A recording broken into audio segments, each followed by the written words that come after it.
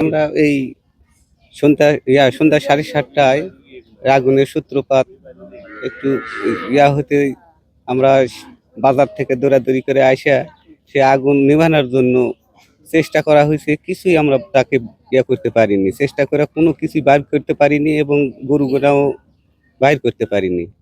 গরু 3টায় মারা গেছে এবং কোনো আসবাবপত্র আমরা কিছু বের করতে পারিনি।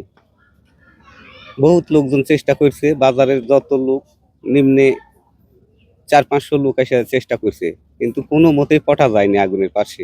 পরে ফায়ার সার্ভিসের ইউনিট আসে তাদের এই পানি দেয়া নিয়ন্ত্রণে আনে আগুন।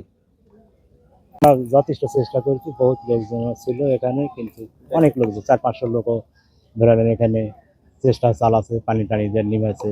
হ্যাঁ, তারপরেও ওই কন্ট্রোলে না আসার কারণে ধরে নেন ফায়ার সার্ভিস আসা ওই মোটামুটিটাই পানি টানি দিয়ে।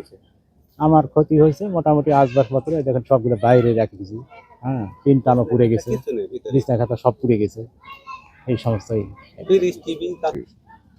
এই গোয়ালে ঘর দিয়ে আগুন ধরেছে, বড়তি ধরে আগুন 7:30টার সময়। আগুনটা লাগছে ওই কারেন্ট থেকে গোয়াল ঘরে, এই ঘরে আগুন লাগে, গরু 3টা পোড়া গেছে। তারপরে বাড়ি ঘর তো পুড়ে গেছে, আমার সম্পূর্ণ পুড়ে গেছে, টাকা পয়সাও ছিল তা পুড়েছে, কাপড় চোপড় কিছুই নিতে পারিনি। মান্দা উপজেলায় গতকাল রাতে চকলি উচ্চ বিদ্যালয় সংলগ্ন এই স্থানটিতে একটি মারাত্মক একটি দুর্ঘটনার শিকার হয়েছে। তো সেখানে আমরা প্রাথমিকভাবে আমরা যত তথ্য নিয়েছি, সেখানে 6টি পরিবার ক্ষতিগ্রস্ত হয়েছে। তো দুর্যোগ ব্যবস্থাপনা মন্ত্রণালয় উপজেলা প্রশাসনের মাধ্যমে আমরা এখানে সহযোগিতা করেছি। প্রত্যেকটি 6টি পরিবার, তাদের জন্য 30 কেজি করে চাল, 2 বান্ডিল করে টিন এবং তাদেরকে আমরা 7,500 টাকা করে ক্যাশ টাকা দিয়েছি। আর এছাড়াও 6টি পরিবারের জন্য মোট 30টি কম্বল আমরা দিয়েছি। তো ক্ষতি আসলে যে পরিমাণে ক্ষতি তাদের হয়েছে এটা তো অপূরণীয়।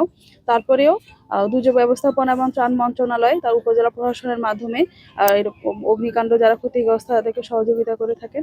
তো তার অংশ হিসাবে আমরা আজকে তাদেরকে এই সহযোগিতা করলাম। তো যাতে যারা ক্ষতিগ্রস্ত হয়েছেন তারা যাতে তাদের এই যে শোক যে ঘটনাটা তাদের ঘটেছে সেটাকে তারা কাটিয়ে যেন নতুনভাবে আবার শুরু করতে পারে, তাদের প্রতি সেই শুভকামনা থাকলো।